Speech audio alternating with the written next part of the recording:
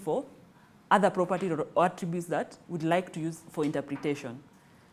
The important thing is for us to know that we can actually derive the information that we need, and there are formulas that are available to calculate all those things.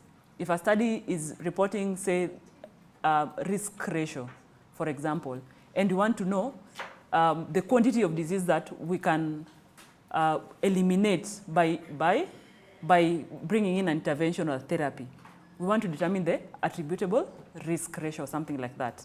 We are able to calculate from the risk ratios that have been reported for each of the interventions. Bottom line, that's what you need to understand. So you don't have to look for a study that has the exact measure that you're looking at. There are formulas to arrive at what you're looking for. Yes, it's just how to determine which studies you're going to use, and we are going to look at that in the afternoon. I hope that's okay, and that's all. We should be having our next session. Prof. Thumbi is online, and I will let him take on the next session. Good morning, Prof. Thumbi. Can you hear me? Yes, can you hear me? Yes, we can. Can you hear us? Yes, I can hear you very well.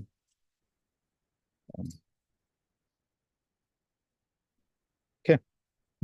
All right. Shall I go ahead? Can you hear us?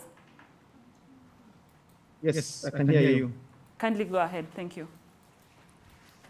I'm getting a bit of an echo, but let's see whether that works. You can hear me okay? Yes. Okay, great.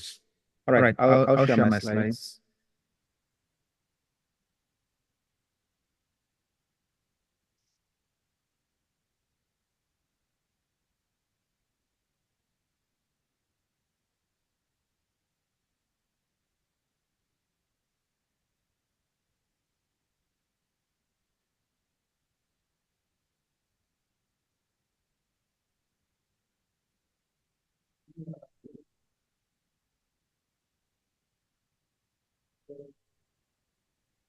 Okay, well, it's good morning. Thumbi Mangi, I work with Tabitha and the team there from the Center for Epidemiological Modeling and Analysis, SEMA, and I'll talk about possible concepts and their implications for health technology assessment. The idea of this talk is to allow us thinking into how we determine cause and effect and how we could apply that for addressing public health. So those are the objectives of the talk. Understand variations in disease by time, place, and person, but importantly, understand the concept of causality, and then you could think through what are the implications for HTA. So I've put, and these slides will be shared with you. There are, I think, many excellent publications, books that could teach you causal inference, and causal inference or cause and effect is applied across many fields. It's not just the field of epidemiology, but even in social sciences, this is becoming quite critical.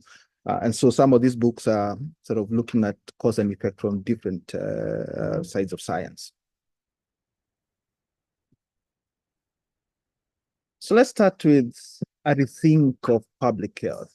So public health, we as a society are interested in organizing efforts that can promote health, prevent disease, and even prolong life, and importantly, improve quality of life. It's not just a long life, we want to live a life that's of quality. But to organize these efforts, we most times required to make decisions that are evaluating a lot of things, one of which is benefits, harms, how long it, or what's the cost of interventions that you want to put in, what are the ethical considerations, the legal issues, social considerations. So it's a lot more than just the simple science of cause and effect. And I think some of the examples we have today might lead to that.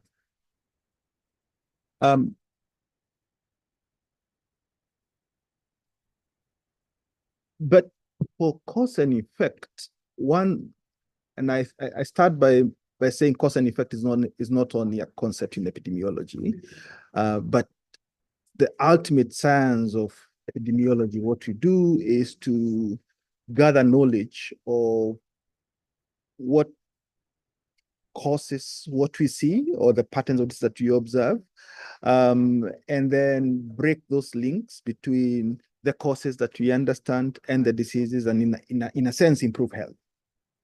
But to do that, causal thinking requires judgment. You, as an epidemiologist, need to be alert to a number of things, inclusive of observations could be by chance, or there could be errors, or there could be biases that give us an understanding of what is causing what. And you should consider like confounding, reverse causality, which I think has been mentioned previously in the talks you have had so far, and utilizing what would be referred to as causal models to broaden our way of our perspective, and use even an established criteria, what is called a causal criteria, to make inferences. And you have a good example for that. So let's start with some simple 3 questions. So one may be interested to know, in relation to a drug X, what proportion of patients that are taking, say, drug X suffered adverse side effects? Or one might also be interested to know, it's not just what proportion of patients, but which patients taking drug X are more likely to suffer adverse side effects. Or would the risk of whatever adverse effects you're thinking of be lower if the patients took, say, drug X instead of drug Y? And one might ask the question, what study designs and type of analysis would you need to answer this question? So I would like you to sort of keep those questions in mind as we go through this lecture. The very first way of thinking epidemiology is to answer these 3 questions. So we get interested with what, we get interested with where it's happening and when it's happening. And in essence, it's an important concept we call the concept of person, place, and time. And this does not even involve the pathogen. If you have information about pathogen, is actually quite important, but we could do a lot in epidemiology even before we know what pathogen is responsible for what. So I'd sort of like to start with like some of the most interesting stories about the history of epidemiology. And the first one is the story of John Snow. And this is set back in the 1850s in the city of London. At that point, nobody knew about germs or pathogens. So the theory that circulated at that time is that disease was caused by bad air, or miasma theory, as they call it. So if there were any outbreaks, people thought, because those outbreaks seems to be associated a lot with dirty environments, that the bad air that would emanate from garbage and from sewage going into rivers, that is what caused disease. So there's this big cholera outbreak that happens in the beginning of the 1850s. Within a week, we have more than 500 people in a district called Soho in London that die of cholera. And there's this gentleman by the name John Snow who starts to map every place where the death to cholera happened. And what you have got on the right here is dots that show all the areas where a death due to cholera was reported in the districts of Soho. And the size of the dot is associated with the number of people that died, like in that household, due to cholera. And as you can see, you have got the street names, and then you have got these small blue symbols here, which represent a tap, and this was were street pumps of water. So then they did not have like every house having piped water, which is what like we have now in many parts of Nairobi. And if you go to some like informal settlements, people do collect water from a fixed tap, number of houses going there. It was the same here in London. And so in his mind, he has a hypothesis that cholera might be associated with water and not just bad air. And so by mapping all the cases, it shows there are lots of cases that happen around this water, people who are collecting water from this Broad Street pump. So this is the Broad Street and the pump is right there. And if you look, there are fewer and fewer cases happening, where the other pipes are. The other really critical thing he found out from his mapping is that not too far from here was a factory that made beer. And I think they had a couple of hundred people working in that factory who, instead of drinking water, enjoyed drinking the beer itself to quench their thirst. And there were very few deaths that happened within that context. So with his observation, he goes to the town council at the time and says we should stop this Broad Street pump from working because it's somehow associated with the cholera outbreak that you're seeing. And as they do that, the cases are going down. That's a really good example of, at the point, it takes another 40 years before people know about the microscope and identifying Vibrio cholerae that's responsible for cholera. But still, they had a public health intervention that managed to bring down cholera cases in the region. Making the point that epidemiological understanding of cause and effect does not need to be 100% complete or accurate to permit useful application. That even from associations, you could make important public health interventions that save lives, even when you don't fully understand things. But to also put a caution that, it could go the other way around, that you could end up having associations that you think are responsible for a certain disease pattern or public health issue, and you end up instituting interventions that are completely a waste of time or even harmful. So let me give you a second example here, and this is set up in Vienna. It's a story of Ignaz Semmelweis, who is an obstetrician physician working in a hospital in Vienna. And I want you to look at these two data sets here. It's a data set of clinics where mothers are giving birth. And there are two types of clinics. There's a clinic where it's doctors who work there, and the second clinic is midwives who work there. The number of births observed is 20,000. Out of those, nearly 2,000 die, and the mortality rate among mothers giving birth in the clinic that has doctors is nearly 10%. Compared to the clinics that has midwives, you get about less than 4% rate in mortality. And this is obviously puzzling because you'd expect doctors have even higher training that where they're supporting the giving of birth, or then the outcomes cannot be higher mortality. And this is sort of a bewildering observation that Ignaz is making here. And so he actually attempts to have hypotheses as to how to control these high deaths that are happening in the doctor's clinic. And part of it, he says, is the presentation that maybe mother should give birth when lying on the side, and that could bring down the cases. And he experiments that, and the cases are still high. The other important thing is that, the deaths that happened in this first clinic where doctors were working were always high, whereas the ones that were happening in the clinic that was served by midwives, those appeared as sporadic death cases, and then they would end.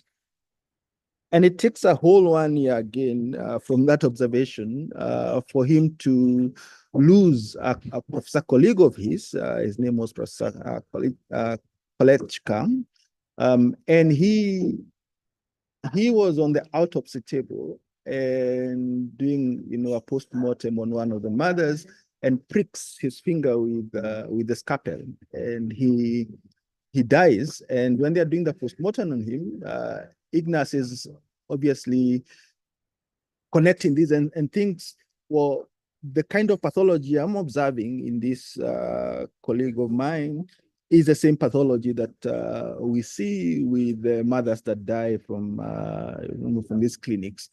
And even though he doesn't know that there are these particles responsible for puerperal fever that are transferred from doctors to the mother, to the mothers during giving birth, he institutes what's a hygiene practice and introduces a new compound that has a sepsis that has an antiseptic, and in his mind he is connecting that there must be something about like the scalpels that we use that was straight coming from autopsies. And then, they would clean their hands, but somehow whatever these particles could be, even though they are not named, they could pass on to the mothers, and that's what would end up with the childbed fever. And essentially by introducing this antiseptic within the wards, then the death rates of the clinics where the doctors were working, go to the level of the ones that where the midwives were working. And in fact, he had observed not just within the clinics that even mortality of mothers that gave birth away from the clinic was actually lower than the ones that gave birth within this doctor's clinic. And I think that story it's sort of an interesting one to show the complex layer of causation. Like it could be lots of factors. It's how healthcare may be organized. In this case, you have got clinics that where doctors and midwives are supporting childbirth. The behavior of doctors in relation to postmortems, they would come from the postmortem rooms, and straight on, just simple washing of hands, straight on to support the birth process, and then hygiene practices, infection routes, and in fact, infection control as demonstrated by that piece of work that Ignace did. I mean, if I had more time, we'd sort of talk about what happened after that, but this is like a classical point where people begin to realize what might be associated with puerperal fever, even though the organism is discovered much later.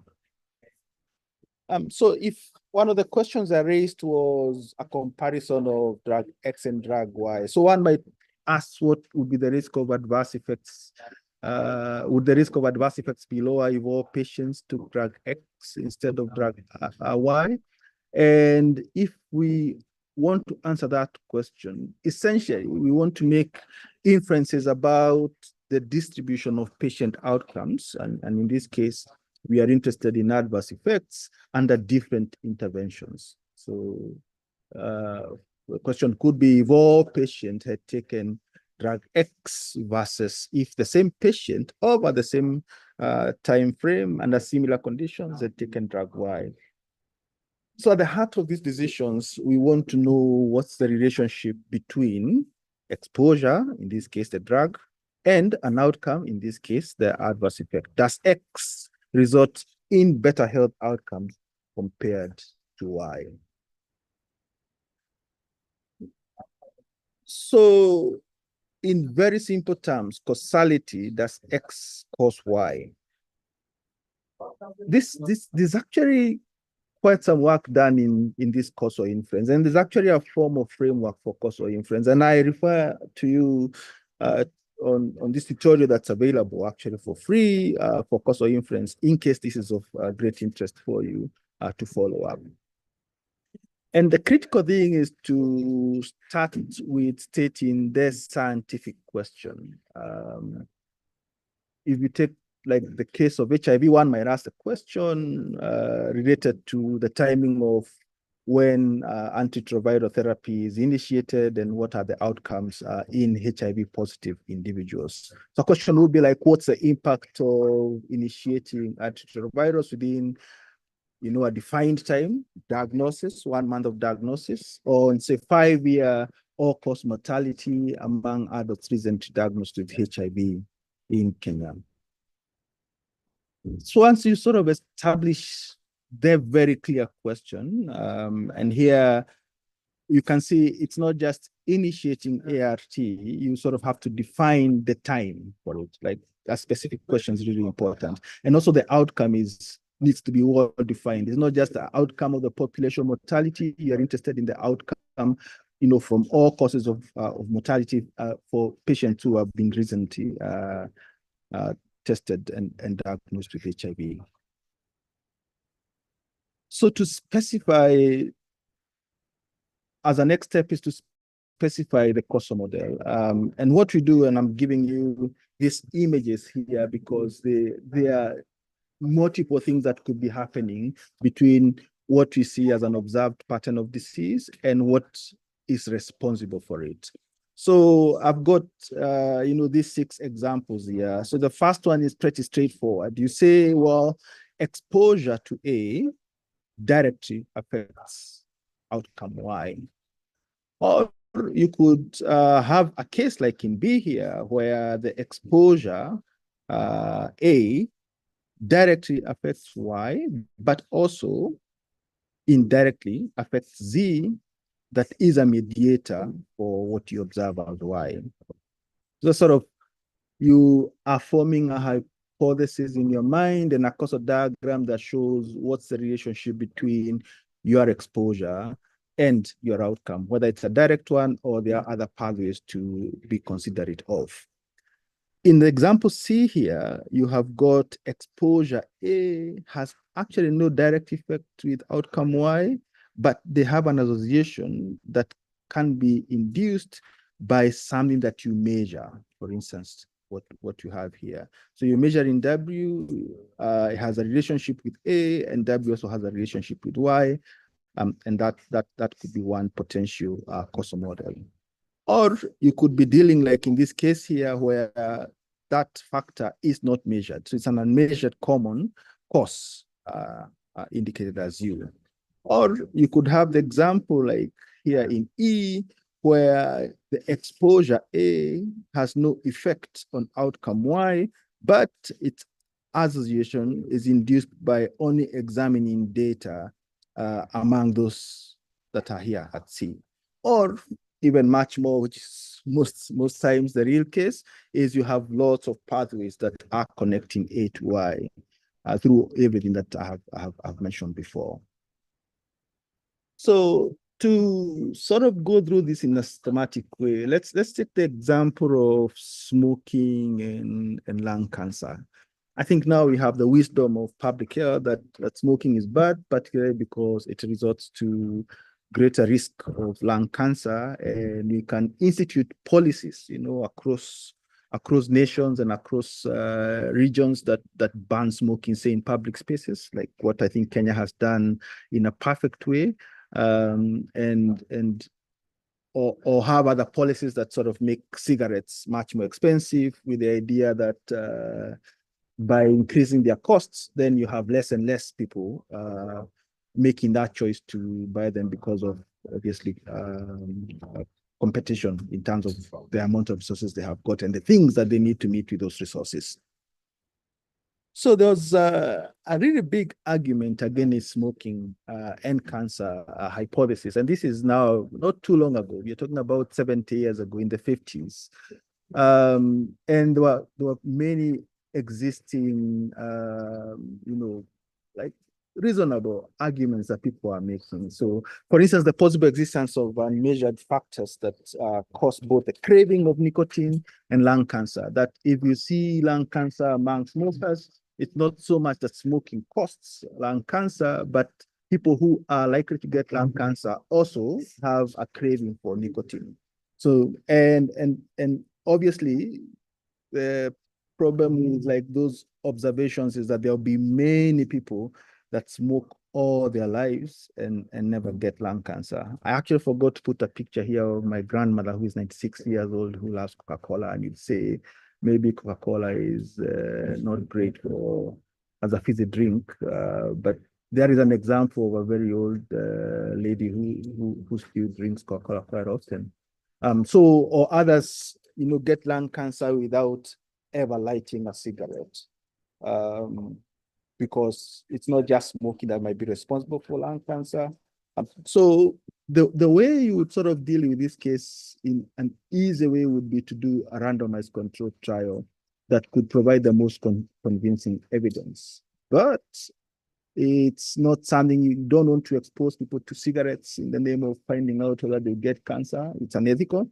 So the arguments that were made around smoking and lung cancer, that breach of the stalemate, it was actually a big stalemate even amongst the stations, was broken by this 1964 US Surgeon General's report that declared cigarette smoking was causally related to lung cancer in men. And it's not based on just it's actually based more on qualitative criteria that had been named after a University of London statistician called Braddon Hill, and we refer to it as the Hill criteria for causality. So the Hill criteria for causality has 9 key considerations. The first consideration is the strength of association. So the thinking is that for you to say cause and effect, the stronger the relationship between this variable, maybe your effect, and the dependent variable, the less likely is that the relationship is due to another, say, extraneous variable. The other second point is temporality, that you observe A after you have observed B. Therefore, B is likely to be a cause of A. And then the third thing of the Hill criteria is about consistency, that, as you know, when we make decisions, we don't make decisions based on just one stream of evidence. We want like multiple, say, studies and multiple observations. And the principle of consistency here is critical for Hill's criteria, because multiple observations of an association with different people under different circumstances and with different measurement instruments that speak the same direction increase the credibility of a finding. The fourth one, I think, will be really clear for many of you, the theoretical plausibility. Like, if you have some biological way of explaining the cause or some rational theoretical basis for such a conclusion, then the strength or the credibility for that is even raised higher. And the other one is coherence. So a cause and effect interpretation of organization is clearest and it does not conflict with what is known about, say, the variables under study. And then specificity in the causes. So in an ideal situation, we're hoping for one single factor being responsible for what we are observing. So if we say this disease pattern is best explained by this single factor, then that increases the credibility of the causal claim. The seventh one here is dose response. So, and I think this is pretty quite clear, particularly among pharmacists and people that work on drugs, that, a higher dose, there's a direct relationship between an independent variable and a status of a disease variation, basically the dependent variable, that the higher the dose, the more of the thing that is causing that you see. And if there's supporting evidence from experiments, any related research that is based on experiments will make causal inference much more plausible. And then analogy was the final one, that sometimes a commonly accepted phenomenon in one area can be applied to another. So you're basically borrowing from other fields about how phenomena are explained. And if that, like, you can draw good analogies for it, then that would increase your credibility of the causality links. So they used this entire nine criteria to form a criteria for these statements that cigarette smoking was causally related to lung cancer in men. I will not go through them, but you sort of can think about the connection between the Hill criteria and what you might see with smoking, and I'll give you at least a deep dive into the smoking debate a bit more. So let's take this nice graphic here that has two y-axes and an x-axis. The x-axis here shows you time from 1900 to about 2015. And you have got specific times, things that happened at specific times. So here in 1949, 1950, we have Dole and Hill paper. I'll tell you about it. And then there's a statement made here. And then the Surgeon's General report that I have just mentioned is right here, 1964. And then there's a broadcasting ban and something about a master settlement agreement.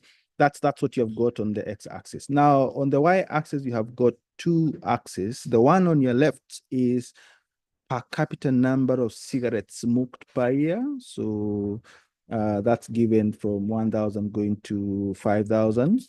And then on the Y2 axis is the death rate per 100,000 male population. And the observation you have here is that per capita cigarette smoking is going high from 1900s, goes really high to up to about 4,400. Then there's a Surgeon's General report of 1964, and the ban and no other associated cigarette policies that were brought with that. And with time, you see a decline in the per capita number of cigarettes smoked per year. Now, use the second axis here to read this light gray line. And it's showing the death rate per 100,000 male population. Again, it seems to follow the growth of per capita smoking. And after some time, it also starts going down. So this is like some really nice time series data. But why would this time series data be poor evidence that smoking is associated with an increase in per capita death, particularly in the male population, and a decrease in the per capita number of cigarettes smoked is associated with the death rate per 100,000 male population coming down? I don't know whether it's possible to hear from anybody in the room why you think that might be so. Why would time series data be seen as a poor evidence for causality?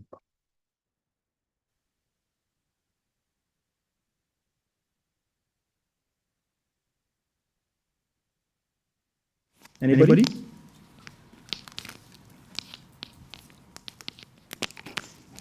Yes, someone is responding. Okay. Please introduce yourself. My name is Lucy Meka from Ministry of Health, Directorate of H Products and Technologies. I think because there could be other things or other factors that could explain the trend. Thank you. For example?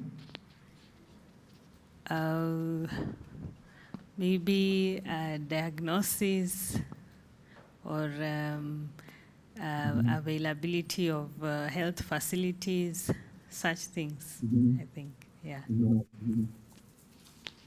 Okay. Anybody else who might think of other reasons why you could still observe this increase in per capita rates of, death rate in male population as there's an increase in cigarette smoking, but people would argue it's not the cigarette causing it? Any other?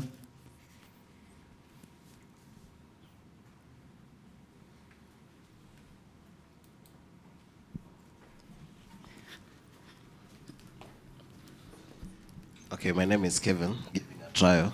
I think also through the time series and through the innovations that could be able to come in to control the disease burden, the drugs, I believe that's true. The time series can be able to show us why it's going highest at some rate and then starts going down because of the same innovation. So we are able to control the deaths through giving more medications or controlling also most of the products that could be, let's say, even if it's nicotine, controlling, reducing it so that at least we can be able to preserve lives. Thank you. Okay, great. I think the Mecca and Kevin, those are fantastic points. Kevin, you're arguing that the other alternative explanation for why the death rate is coming down in the 60s to onwards could be you have better perhaps ways of dealing with mental health. And this is important because there are lots of skeptics around smoking and cancer. There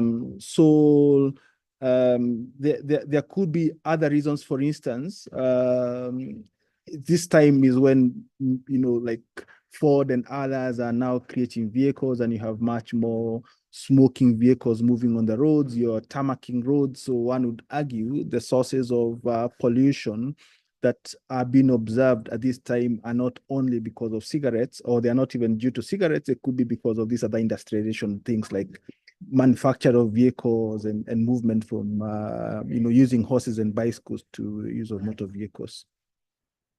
So the work leading to Hill's criteria for causality, Hill was this chief statistician and had just completed a highly successful randomized control trial that had proved that streptomycin was effective against tuberculosis, essentially giving doctors such a big opportunity for dealing with tuberculosis. And Hill and his colleague Richard Doe, put their minds to studying the causes of cancer epidemic. And because of the reasons we mentioned before, an RCT was not feasible. So what they did is to go to the next level of, the lower level of evidence generation using a cases and control. And they're getting these health volunteers. So each group is interviewed on their past behaviors and medical histories. And the interviewers, aren't told who has cancer and who is a control. And obviously, the reason for that is they're trying to blind them, and they get this result of the cases they see, 649, only 2 had not been smokers. And they're even tempted to calculate the odds of that, which came to 1.5 million to 1, which is incredibly crazy. So why is a case control study design an improvement over the time series? The reason for that is that the researchers could control for confounders, age, sex, exposure to environmental pollutants, like what I was discussing about vehicles and all. But even a case control study in the concept of cause and effects could have its own and has its own, huge drawbacks. So the drawbacks of the case control in this case is essentially you're dealing with retrospective data. What they're doing at the time is they have these volunteers and they're asking them about their medical history. Essentially, the data tells us the probability that the cancer patient is a smoker, and not that it's not the probability that a smoker would get cancer. That's a limitation of that approach. And if you're looking to make a decision whether you should smoke or not, the latter probability is what you really want to know. You want to know, if I start smoking, what's the probability that as a smoker, I'll get cancer? The other critical thing about this is the recall bias. Dole and Hill, as mentioned previously, blinded the interviewers. The interviewers were not told who had cancer and who was a control. But the people they are interviewing were aware that they had cancer, and that the controls were also aware that they did not have cancer. So cases would possibly be more likely to remember smoking history than controls. And I think you see that a lot with the methods of conducting surveys, whether it's the DHS or household surveys that we do. This is a major issue, the recall bias. And in fact, for people who study, events that happen quite often, say if you're studying diarrhea among children under 5 years, you possibly don't want to ask the mother in the month of April this year, how many times did your child have diarrhea episodes?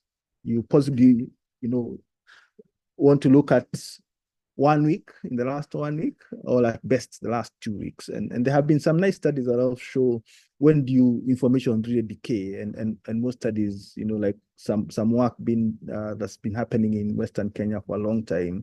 I think they have settled at about 2 weeks if they're asking for that kind of information, specifically for this recall bias issue. The other consideration here is selection bias. So they were studying people in hospitals. So the cases were patients at a hospital, those who have been hospitalized with cancer. And if you're hospitalized with cancer, you're not necessarily a representative sample of the population or even of the smoking population. Yet the inferences you want to make are inferences about smoking and lung cancer. So at the end of the day, this huge study that Dole and Hill were doing, they only ended up with suggestive, but not proof that smoking causes cancer. So after dismissing several confounders, which would be the age, the sex, and all, they asserted that smoking is a factor. And in fact, in scientific writing, they say an important factor in the production of lung cancer. They did not say smoking causes lung cancer. They're much more modest as scientists are to say that this is a really critical factor, even though we can't, for certain say it produces lung cancer. And after their study, there are 19 more case control studies that are conducted between the 1950s and 1960s, all of which, supported the smoking cancer hypothesis. But there was one really problematic, clever, and very well-known statistician called Fisher, who, the Fisher test. He was only too happy to point that, repeating a biased study 19 times does not make it unbiased, and mere repetitions of evidence, just mere repetitions of evidence of the same kind. As you may know, or you may have heard, Fisher used to take consultancies from some of these cigarette producing companies. And so in a way, his judgment, even though a really good statistician, might have been confounded by his conflicts of interest. So after that, they start a really critical seminal study, this same person, Dole and Hill, and they began prospective study. Now, remember, they had started their study that's looking at lung cancer patients and their smoking history. And now they say, well, we are starting here. We want to enroll 60,000 British doctors, and we want to look at their smoking habits.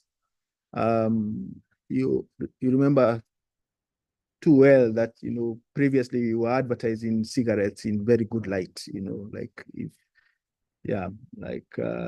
Safari Rally and Marlboro, or you're cool if you smoke an SM, that kind of thing. And here's a nice advert, like more doctors smoke Camels, which is one of the brands of cigarettes. So essentially what Dole and Hill are looking for is the dose response. So in 5 years, they saw that heavy smokers, basically the number of cigarettes a doctor smoked per day, were 25 times more likely to die from lung cancer than non-smokers. And that those that had smoked and then quit smoking reduced their risk factor, by a factor of 2. Even with this nice prospective study, there are still criticism to the work. The study had not compared smokers to otherwise identical non-smokers. It was a study of smokers and their smoking habits. And the argument that smokers could be also quite self-selecting. They could be the ones that take more risks. They're likely to also be heavy drinkers, and they could actually be genetically different from non-smokers. Which is how science works. Like, you need some criticism or critical review or whatever hypothesis you're doing, and looking for alternative ways of explaining the observed patterns. I think the problem is if the motivation is not a motivation of trying to understand, the underlying causes of the patterns you're observing, but it's sort of conflicted, say, with interests, and then that becomes different. But I think the idea that even when I suggest this is like the relationship between A and Y, as a scientist, we should be able to question that and look for alternative hypotheses that could possibly explain it. And I think it's this critical review of this connection that allowed the growth of the field of smoking and lung cancer epidemiology, because even when people did like these nice studies, they were not taken as gospel truth, and more criticism of the studies would come, and they would go ahead and create even more studies to try and identify those patterns. So essentially, the Surgeon General of the US at the time decided to put together a committee, and he included, the committee needed to be of people who are smokers, people who are non-smokers, and 2 people even nominated by the tobacco industry, so as they can all review evidence and be critical of each other. But they made sure that they excluded anybody who had previously made a public statement for or against smoking. So like the Fisher, who was making statements for smoking, could not be part of that. And even the people who had created this kind of studies and made public statements were not part of it. So you have got this nice committee, and eventually they use a number of criteria that were proposed by the committee to determine causality in regard to smoking and lung cancer. And the first was consistency. So many studies in different populations show similar results. And the second is strength of association, including the dose response effect, like more smoking, as shown by the paper I've just described before, is associated with higher risk, or specificity of the association, that a particular agent should have a particular effect and not a litany of effects. And then temporal relationship, the effect should follow cause. If I put on the switch, then I see the bulb light up. It's not the bulb lights up and then I put on the switch. And then coherence, biological plausibility and consistency with other types of evidence, such as laboratory experiments. And they had even taken rats and put tar on their ears, I think rabbits, and put tar on their ears, and they could see that they had gotten cancerous cells after that. So the Hill criteria for broader use of use in public is what I described right here. And in regards to cancer, there was a strength of association. The lung cancer rate for smokers was quite higher than that of non-smokers. Smoking in the vast majority of cases started before the onset of lung cancer. And there were different methods, the case control studies, retrospective studies, the doctor's prospective study that showed the same result. There was the theoretical plausibility that biological theory of smoking causes tissue damage of the lungs and resulting in cancer cells was, a plausible explanation. Coherence, the conclusion that smoking causes lung cancer made sense given the current knowledge about the biology and the history of the disease. Lung cancer was best predicted by incidence of smoking. Dose-response relationship data showed a positive linear relationship between the amount that people smoked and the incidence of lung cancer. Experimental evidence that they had painted rabbits' ears and shown that they produce cancer cells over the tissue over time, and an analogy that smoking that had been induced in laboratory rats showed a causal relationship. It was therefore not a great jump for scientists to apply this onto humans. So with this criteria and the work that's done by the Surgeon General, there's this official report that I think in a way changed the trajectory of smoking and lung cancer in many places across the world. And now, as we started this lecture, I think it's quite clear people don't struggle with the concept that if you smoke, you are increasing your risk of getting lung cancer. But even after they have, done this beautiful work, and there's this Surgeon General document that sort of helps the world make a connection between smoking and lung cancer, this gentleman, Jacob Yerushami, had conducted a study and was interested in looking at birth weight and the risk of mortality, and had made a really interesting conclusion that is referred to as the birth weight paradox, that the mothers smoking during pregnancy seemed to benefit the health of her newborn baby if the baby happened to be born underweight. So if you compare babies who are born underweight, those that are coming from mothers that smoked had a better chance of survival than those that came from mothers that had no history of smoking. And that's, he had sort of observed that from a cohort of 15,000 children in San Francisco Bay Area. The prior studies actually had indicated that death rates of low birth weight infants was 20 times higher than normal birth weight infants. And the relationship that was hypothesized is that smoking resulted in low birth weight, and low birth weight was a good predictor for mortality. So this was the birth weight paradox, which has only been solved just about under 20 years ago, to show why this observation by Jacob would be true. So essentially, the low birth weight of a baby could be explained by one of two factors. So it might have a smoking mother, or it might be affected by some other factor, e.g., a serious life-threatening illness that also affects baby survival. So if the mother does not smoke, we have stronger evidence that the cause of the low birth weight is a birth defect. And the baby's prognosis, survival becomes really worse. So here is a nice causal diagram for it. So we know smoking is associated with mortality of the child through a low birth weight.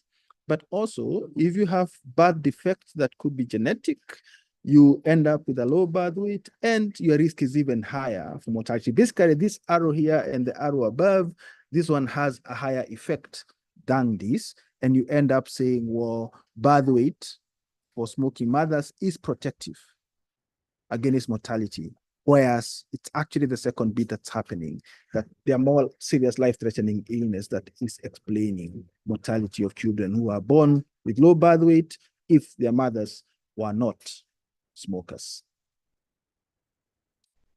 So ideally, then you're thinking, whatever kind of studies you're conducting, you should be measuring whether it's individual or average treatment effects. You're interested with, for instance, what's the risk of death in patients with serious heart failure and if they received a heart transplant versus if they did not. So the real question would be, say, should a patient with serious heart failure receive a heart transplant or not? So a simple way to think about this is, how do we measure changes in distribution of an outcome under different interventions? And you're interested whether it's the average treatment effects, which is the average of the individual treatment effects that you find in the population.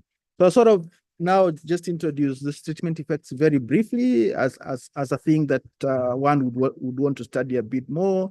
So take this as an intervention effective. So the treatment effect we get is almost entirely determined by the source of the treatment variation that we use. That's pretty much it. So you ask, where is the variation in our treatment coming from? So after, say, removing any variation you choose to remove, whether you're controlling for age or controlling for sex, you have a pretty good idea about whose treatment effects you are averaging. So I have removed the effects of age, I've removed the effect of gender, I've removed the effect of maybe socioeconomic status. Now I want to know, given that, what's the likely impact of introducing this intervention, say this drug. And so you're getting the treatment effects that you're averaging are those that you are interested in studying after controlling for everything else that you think might be plausible and might influence what you're observing. And also, if you have more people of a certain group, then you sort of think, am I weighting this thing much more heavily than the other? So if we perform a randomized experiment, then we are ignoring everyone who isn't in our experiment. The only treatment variation we are allowing is among people in our sample.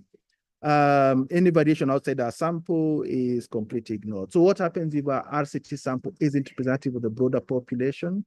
then what you're getting is the average treatment effect conditional on being in a sample. Basically, you're getting a conditional average treatment effect. That's why randomizing is really important. So as by randomizing, you're hoping to have a proper representation of the population that you hope to apply your observed patterns or causes and effect on. Why should we HTA care? Because for us to make choices of whatever interventions we want to put, say, in our benefit package or whatever it is, then we need to know what will happen if we intervene. And there'll be different treatment effects, and you sort of have to make that decision. Are we interested in average treatment effect or heterogeneous treatment effect, which, as a quick example, I am putting here. So I take the first two. So average treatment effect here, you're interested in the average treatment effects across the population, or you could be interested in the average treatment effect on the ones that you treat. So the average treatment effect among those who actually received the treatment in our study, or those that did not receive treatment, or conditional average treatment effect. And this you have to sort of decide very early on in the way you analyze your data or the kind of studies that you're using to create your evidence. So as I finalize this lecture, I think you need to think through what we know and the relationship between variables. It's the outcome, stuff that we are interested in as our intervention or the treatment, and how this relate with each other. Whereas this causal diagram is simple, often we are interested in something much more complicated. So you want to account for income, you want to account for whether or not someone is a drinker or not, you want to account for what kind of drugs they are coming into contact with, you want to account for their health, and all these become part of your causal diagrams. So in terms of summary for the for what I've just talked about, I would actually go back to a statement I made very early on right here.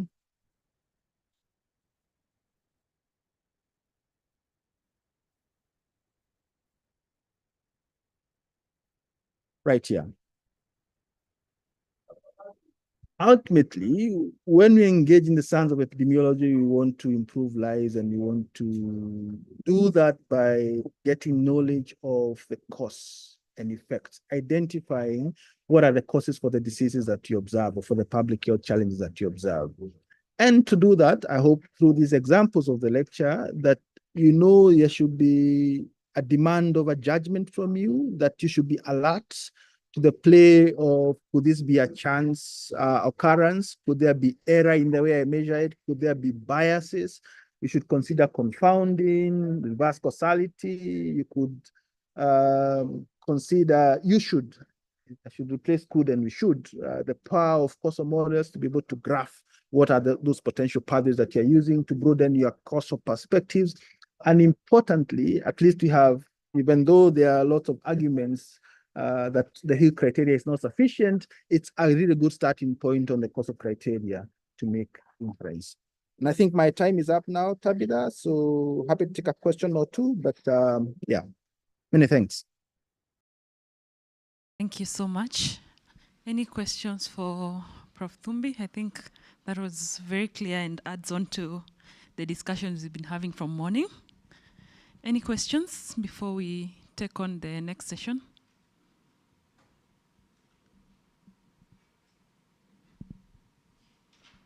Okay. I take it your students are satisfied, Prof. Thank you so much for your time. Great, thank you. Enjoy the rest of the course. Thank you. We'll see you later in the week. Thank you. Okay, since we have about 15 minutes before lunch,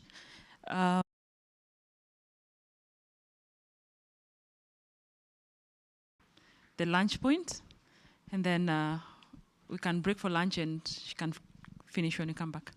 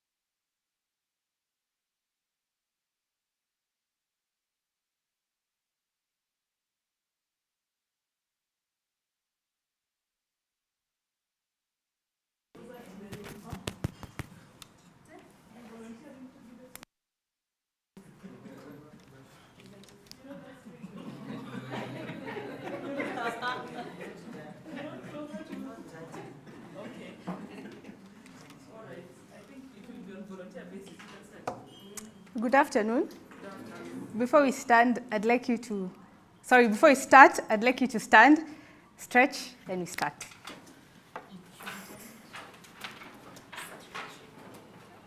In that order, stand, stretch, then sit.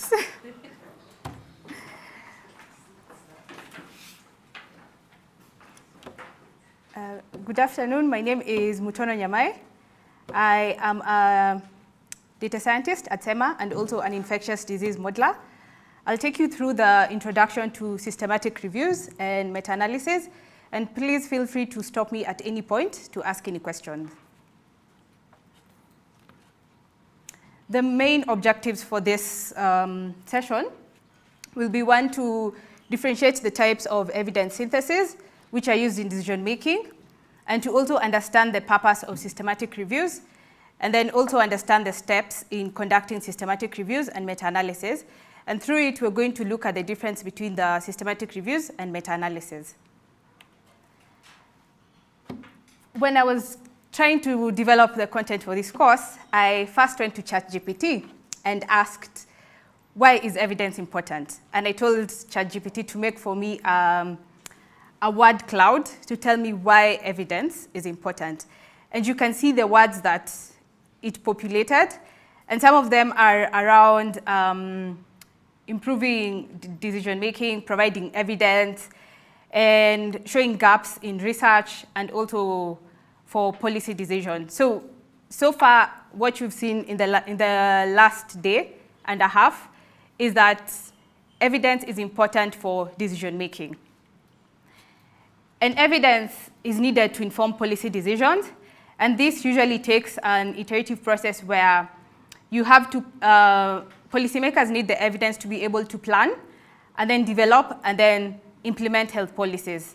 And all this is anchored on the evidence, which we need to make these decisions, and the evidence needs to be of quality and to be able to be synthesized.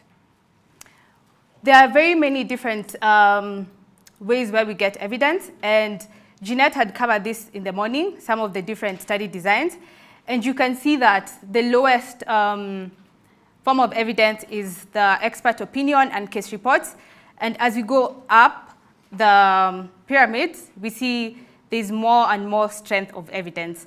Who can give me a rough idea why you think expert opinions are termed as low evidence compared to something like an RCT or a systematic review? Anyone? Somebody? Yes? Expert opinion is just an opinion. Uh-huh. I mean, I can only say this is positive, someone else will say this is negative. Yeah. But for RCT, it's based on evidence. Okay. Yes.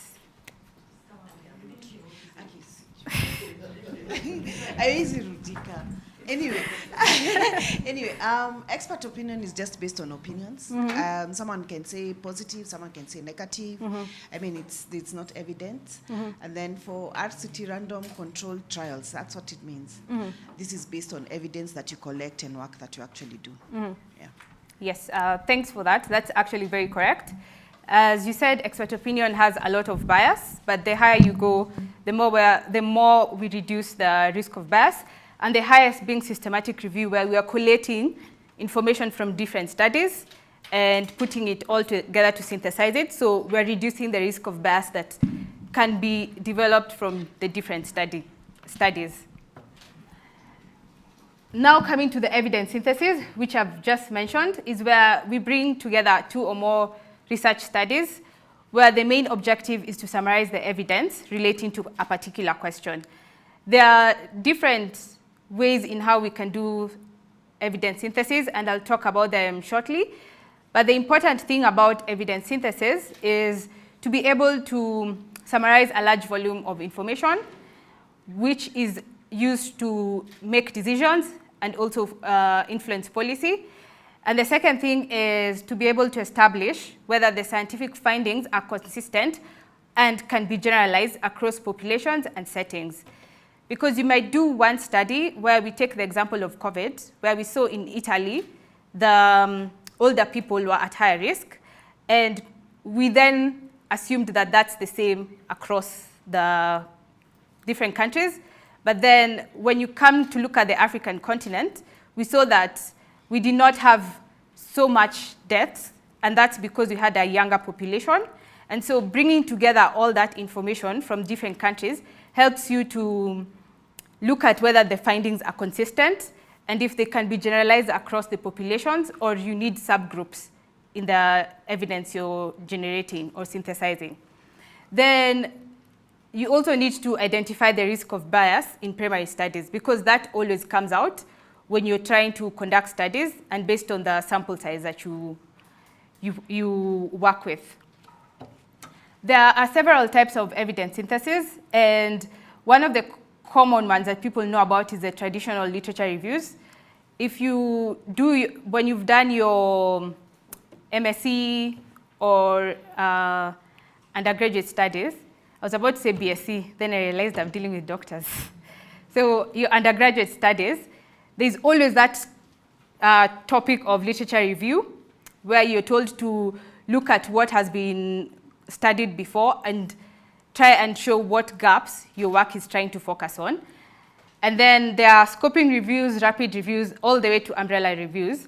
And starting with the traditional literature reviews, this is where they're usually an essential part of the research process.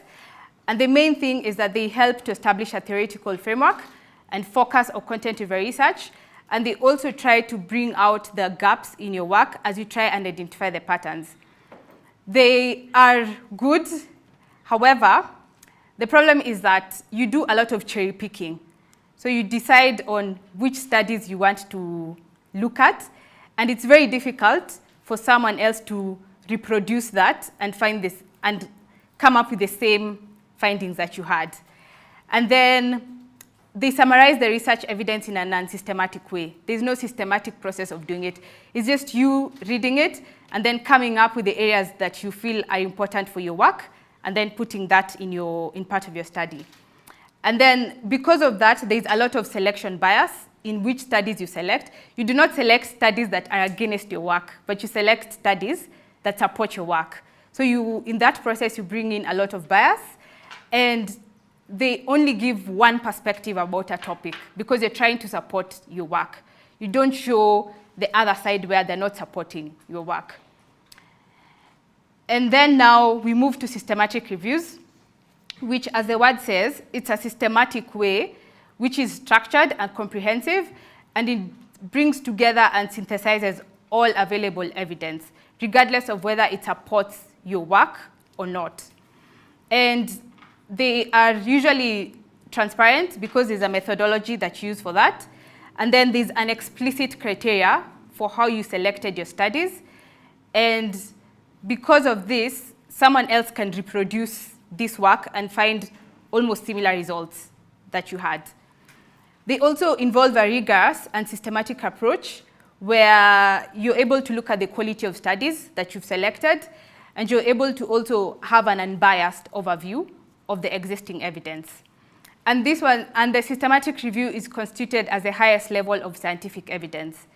So when you bring together, when you do a systematic review and you collate the information, that's seen as the highest level because you've reduced the bias compared to if you did the traditional review process of cherry picking the studies that you feel are supporting your question. And now this pyramid just summarizes that, where you can see the higher the quality of evidence, then the lower the risk of bias, with systematic reviews being at the top of the pyramid. I'll give you an example of a systematic review that we conducted.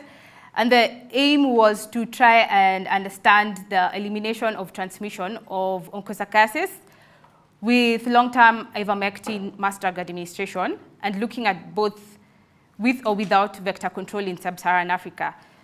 So once we did the systematic review, we got 75 studies, and this map just shows the countries where we got the studies from, and then this just tries and summarizes what we saw as a prevalence for microfilaria, for onchocerciasis in the different areas. So as you can see, the way I said with the systematic review, because it's a step-by-step approach, then you don't only select studies that you think support what you want, but you select all of them and then synthesize the results. And you're going to try do a search in the afternoon after lunch. Then the other type of evidence synthesis I mentioned is meta-analysis. And this just now goes a step further from the systematic reviews and tries to summarize the results into a single and precise estimate. So here you conduct statistical methods to be able to summarize the results from all these studies. And and you may or may not include a meta-analysis. It's not always a must that once you do a systematic review, then you conduct a meta-analysis. You might stop at a systematic review, or if you realize that you have enough studies to be able to inform a meta-analysis, then you can go to the next step. And this is an example of a meta-analysis where they're trying to understand if phone messaging improves tuberculosis treatment success. And from all the studies that they got, they were able to now try and pull them together to just see the risk ratio for this. And what you can see here is, I don't know if, let me find my pointer. Jeanette, how do I bring up a pointer? Found it. Can you see it? Not yet, okay.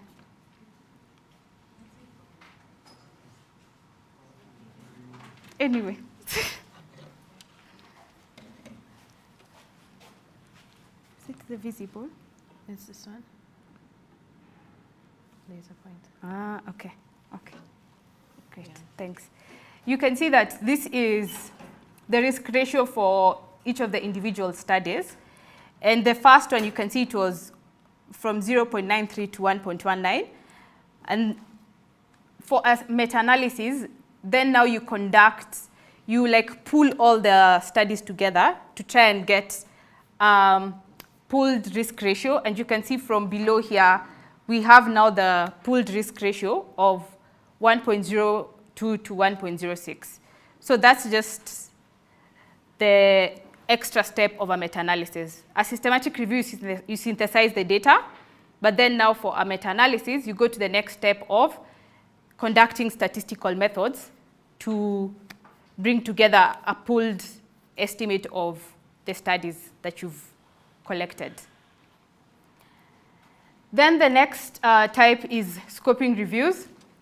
And these ones are similar to systematic reviews. However, the difference is that they're performed to understand more of methodological differences. Systematic reviews bring together the results. Scoping reviews might be looking at the methodological differences. If I can give an example, we conducted a scoping review where we wanted to understand the association between improved water supply and waterborne diseases in urban areas in Africa. What we were focusing on was the methodology that's used to understand the relationship between the two. we were not really interested in the results, but more of the methodology. And the figure you can see here is we were trying to show which ones used in cross-sectional individual level, which is the one in purple. And then the ones in green were looking at the cross-sectional ecological level. And you can see that things like dysentery were using more of cross-sectional studies, but for diseases like typhoid and rotavirus, they focused on case control. So that's just the difference between a systematic review and a scoping review. Systematic review, you're interested in synthesizing the evidence. Scoping review, you're trying to look at the methodology that's used. That's the difference.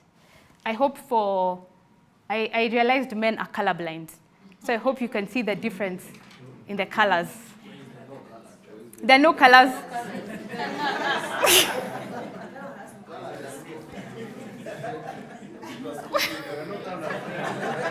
But you can see there. And then the final one is the umbrella reviews. So umbrella reviews just now synthesize systematic reviews. If you're interested in a question and you realize there's so many systematic reviews done on that question, then now you do an umbrella review where you only summarize the systematic reviews to have now an umbrella of the systematic reviews.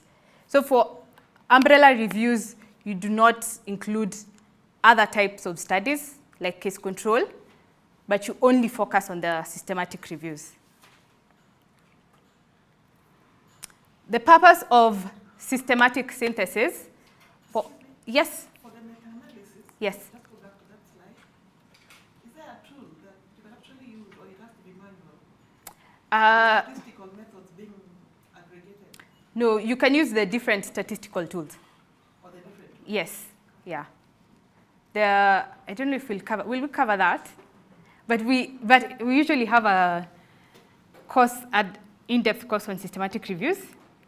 Yes, so there we go through the exercise of covering the different tools. Yes. So the purpose of the systematic synthesis, as we said, is summarizing the existing evidence, but also reducing bias. As we have seen, different studies you introduce some level of bias with the studies, and systematic reviews try to reduce that bias, and in the process, they enhance reliability of the results. And then they also identify the research gaps, because once you synthesize the results, you can show which areas need further research to be conducted. And equally, they are used for education purposes and also for training. There are steps of a systematic review and also a meta-analysis, which will cover some of them. And the main steps are usually, and the first one is assembling a team with a diverse expertise. And the reason why this is fast is because you should not conduct a systematic review on your own. Otherwise, you'll introduce bias. So it's usually conducted by more than one person. So you have a team, you assemble a team with diverse expertise. And then once you have your team together, you develop a protocol. And we'll do this in the afternoon, the steps of the protocol. Then from there, you formulate a research question, which needs to be very precise. And after that, you develop a search strategy.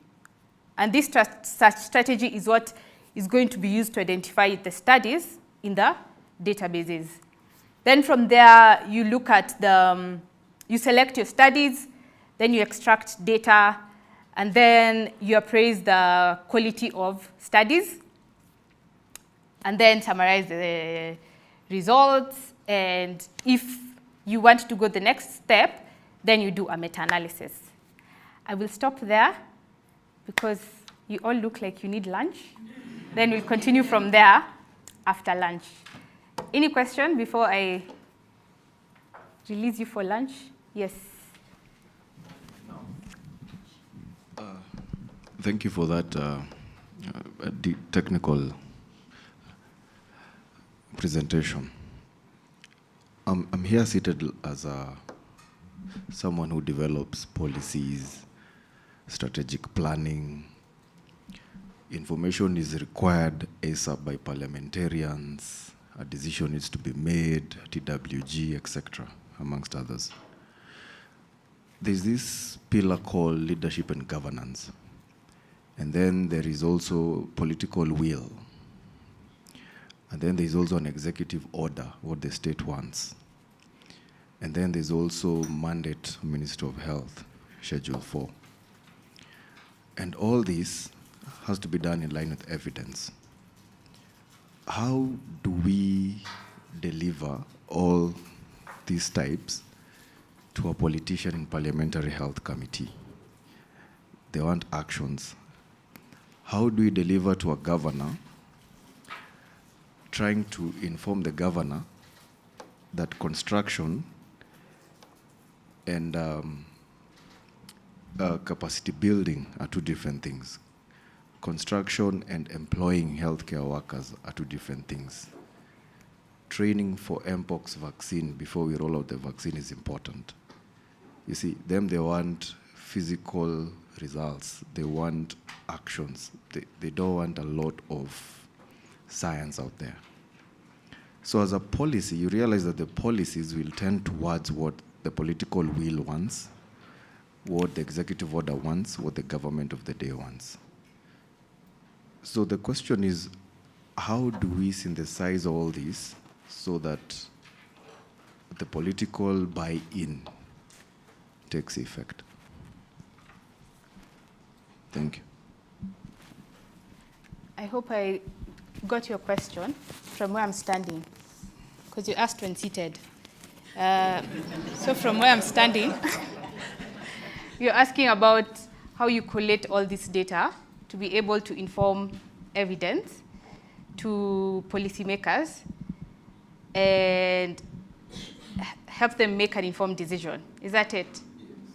Yes. I know the way we talked about, the way we've looked at the systematic review, looks like it takes a really long time. However, the more you do it, it can actually take a shorter time. And there are even, I didn't cover it, but part of systematic reviews, there are some that are called rapid reviews, which, as the word says, rapid, it's a quick turnaround time for you to get evidence that can start informing the question that you want to look at. And the beauty with the systematic reviews, which I really advocate for them when it comes to policy, they bring together different kinds of results and evidence and remove the risk of bias, as opposed to if you just went to do a quick search and then found a study that was done by one person, and then you use that as evidence, and maybe it had a lot of risk, a lot of bias, because maybe their it's called what? Their sample size was really small. So bringing together that and then showing how now different studies have shown that what you're focused on is better than just using one study. Yes. So you can do the process in a you can start the process and generate evidence that you can continue building up on. And to be honest, if you check literature, there are many systematic reviews that are done for different things. And if you conduct a systematic review, the work will be used more than if you did an individual study. Yes. So the best place is start by checking if there's a systematic review that has been done on that. Then from there now, you go to the next steps. Yes.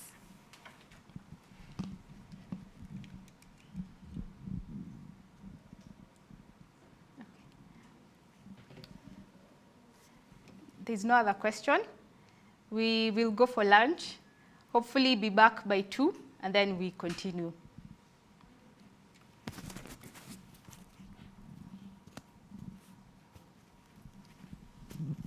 Is there a volunteer to pray for lunch?